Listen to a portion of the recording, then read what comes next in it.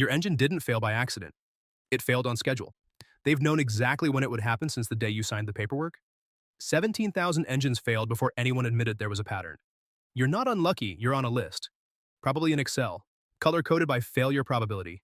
You need to understand the designer, not the engineer sketching the engine block. The designer is the person who calculates when it breaks, who runs the numbers on acceptable losses, who decides that 3% is profitable. 3% of families experiencing catastrophic failure on the interstate? That's just good business. 3 out of every 100. That's the threshold where catastrophic defects become cost-effective. 3 accountants in a boardroom and one of them says, "Sounds acceptable to me." The designer knows this. I have always known this. They calculated your near miss before you even test drove it. Here's how it works. You design a component with a known weak point. A bearing, a journal, a lifter machined just thin enough to pass initial quality but fail under sustained load. It's planned obsolescence at 70 miles per hour, with your children in the back seat. The sweet spot? Failure after the major reviews are published, after the first-year satisfaction surveys, after enough units sell that a recall costs more than individual replacements. Translation? After they have your money and the press moves on. Engine number 2, 148 kilometers, 92 miles. That's not a road trip. That's a grocery run. Customers drove it off the lot, made it to the first stoplight, gone by morning. The designer knew this was possible. Sold it anyway. Math beats morality every time. If you're realizing right now that you've been lied to, hit subscribe. I'm exposing every trick they don't want you to know. This isn't speculation. This is a documented strategy. Listen closely. The designer has internal memos, spreadsheets tracking failure rates by production batch. These aren't conspiracy theories. These are PowerPoint presentations.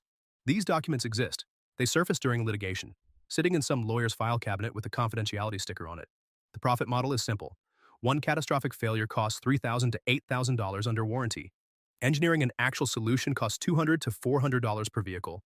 Multiply that across 200,000 units. $40 million to $80 million in upfront costs. Or let the failures spread over years. The spreadsheet doesn't have a column for family trauma on I-35. But here's the catch.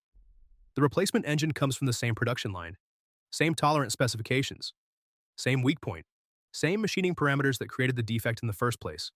It's like getting a new toothbrush. Except the toothbrush can lock up at 70 miles per hour. You get your truck back, new engine, 0 miles. They're selling you the same defect with a different serial number. 14,000 kilometers for the first engine, 148 for the second. Engine 3 made it a year and a half. Engine 4 is running now. This guy's been through more engines than most people go through cell phones. The designer didn't make 4 bad engines.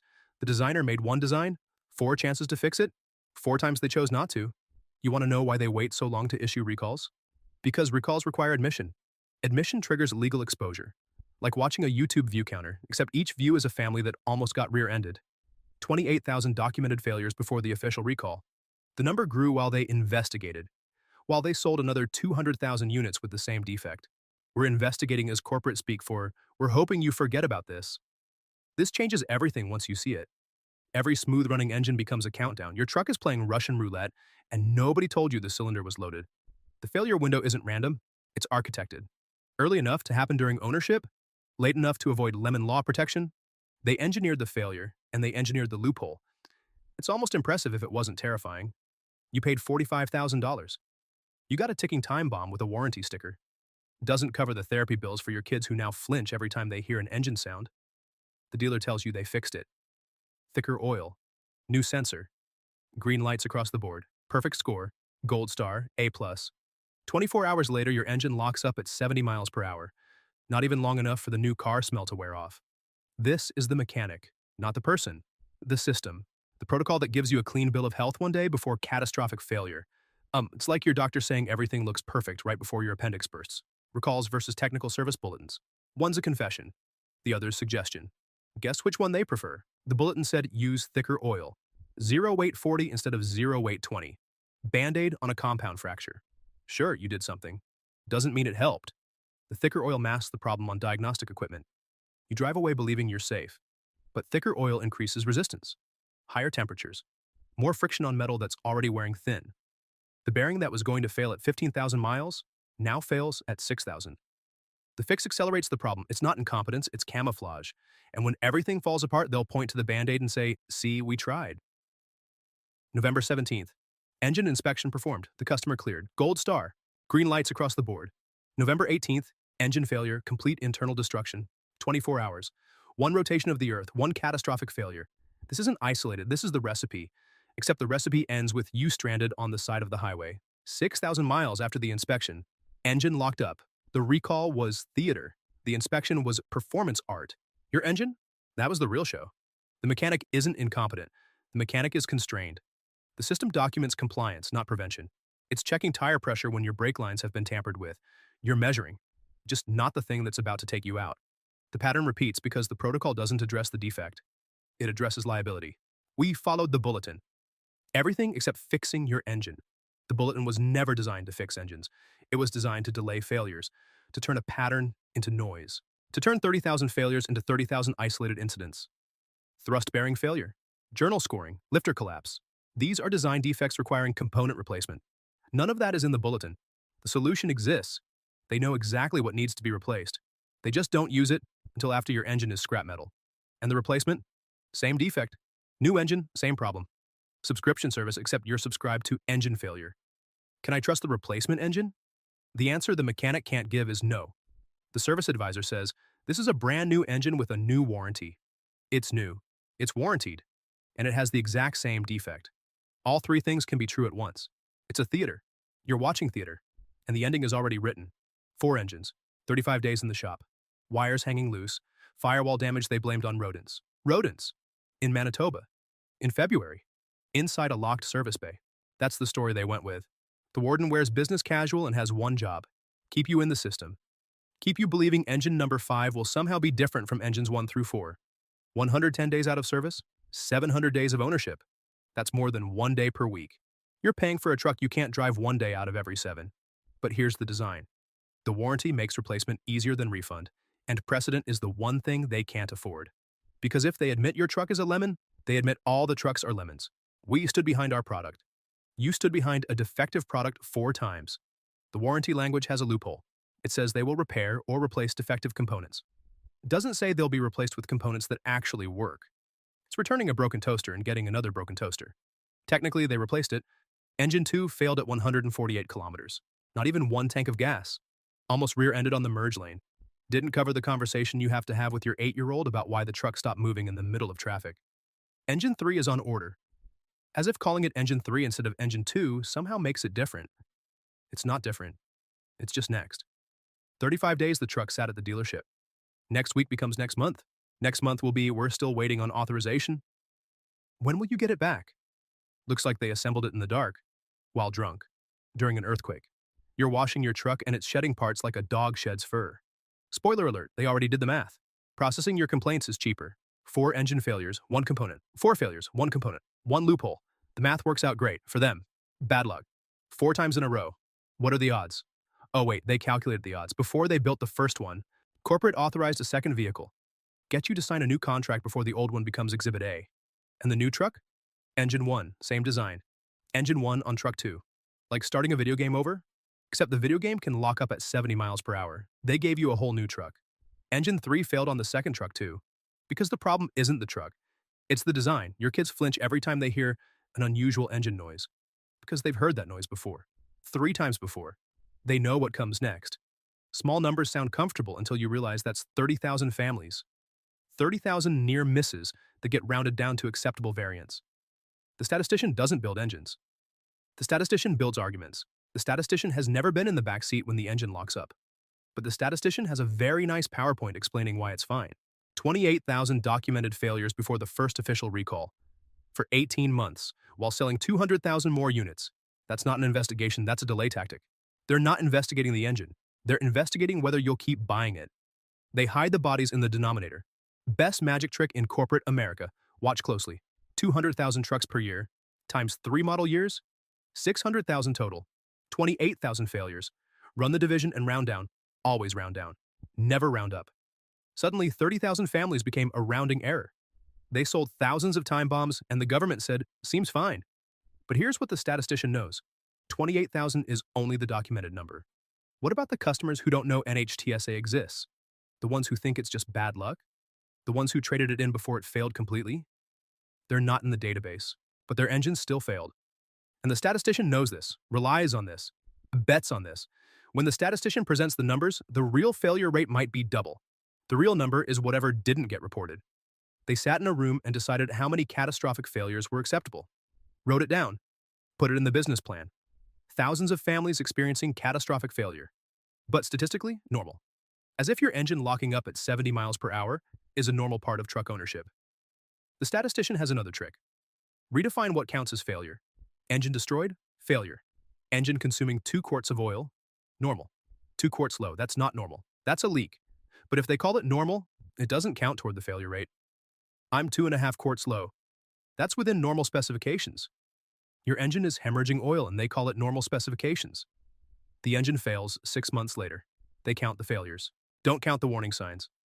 Because counting the warning signs would make the failure rate look systematic. Not what's safe, what's profitable. Those are 2 very different numbers.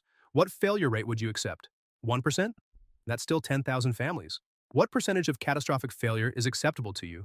When it's your kids in the back seat, what's the magic number? The answer is 0, except acceptable loss is calculated by people who will never be the loss. The historical norm? 1 or 2 failures per year. 1 or 2, not 3,000. 1 or 2. Compare that to now. Hundreds of failures per model year. Entire online communities built around tracking which engine is going to fail next. Forums with spreadsheets? User-built databases. People warning strangers about VINs to avoid. That's not a product. That's a public safety crisis. That's a pattern. And patterns have names. This one's called negligence. Drop a comment with your truck's make, model, and mileage right now. Let's build the database they're hiding. The recall finally comes. Coverage? 21 through 24 model years. What about 26? Still under investigation. Translation? Those model years haven't hit the magic number yet. The customer buys a 26 model. The engine fails at 6,000 miles. Isn't there a recall? The recall is for 21 through 24. Your truck is 26, which means it's not covered, even though it has the same engine, the same defect, same part number on the component that failed. That number lets them legally sell 600,000 vehicles, knowing thousands will catastrophically fail. Legally, that's the word. Legal, not moral. Not ethical. Legal. You can walk away. The sunk cost fallacy on steroids. Staying means hoping engine 5 is different from engines 1 through 4. The defector is a survivor. The person who says, I'm not gambling with my family's safety and walks out. You have leverage.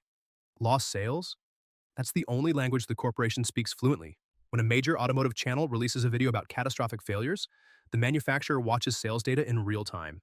If sales drop 5%, that's $50 million. $50 million. That's enough to actually engineer a solution. But they won't do it unless you force them. Walk into the dealership and say, I was going to purchase this until I researched the failure rates. Say it out loud. Make them write it down. Make it count. Lost sale. Engine reputation. That pressure forces change. They did the math. You're supposed to trust the marketing. Before you buy NHTSA database, free public access, read the actual narratives. The engine failed at 4,000 miles. 30 complaints in a model year, red flag, 100 plus, sprint. Don't look back, this is not a drill. Facebook groups, read for a month. Anyone else having lifter issues? Posted 15 times in 30 days? That's 30 people experiencing the same failure. For every one person who posts, 10 more experienced it and said nothing. That's not 30 failures, that's 300. YouTube channels? Look for whistleblowers, former dealer techs. The people who see the carnage, who've replaced the same engine 4 times on the same truck. Listen to them. They've got no incentive to lie. The manufacturer does. Make a list. Engines with documented failure patterns. Circle them in red. Treat them like they're radioactive. Platforms in production for 5+ years without complaints? Proven means boring. Boring means reliable. Boring means your engine doesn't lock up at 70 miles per hour. Boring is good. The 6.2 liter, avoid like it's on fire. Because it might be. The 3-liter diesel?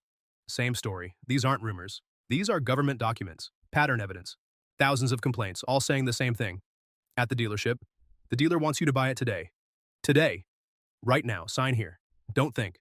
Don't research. Just sign. The defector slows down. The dealer wants you to be emotional. You need to be calculating. Cold. Mathematical. Because that's how they made the decision to sell you a defective engine. With math. Used vehicles? You're not just buying a used truck. You're inheriting someone else's countdown timer. That low-mileage truck with 8,000 miles? Maybe they're the defector, and you're about to become the next victim. They track lost sales by reason. Lost sale, engine reputation gets presented to executives. Lost sales matter. Your safety doesn't. But lost sales do. If 5% of buyers walk away, that's 10,000 lost sales. 400 million in lost revenue. 400 million. That's the number that forces change. You're turning individual failures into pattern evidence, turning anecdotes into data, turning noise into signal. Research before you buy. NHTSA complaints, Facebook groups, YouTube. Look at all three. Find the pattern. Cross-reference everything. If you find widespread failure patterns, walk away. You won't be the lucky one. The math doesn't care about your optimism. Do not believe those problems have been fixed. They said that after engine 1, and 2, and 3. They're still saying it at engine 4. It's not fixed. If you already own one, document everything. File NHTSA complaints.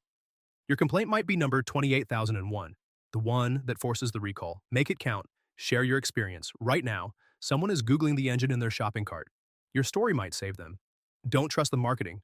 Don't trust the salesperson. Trust the data. The defector knows better.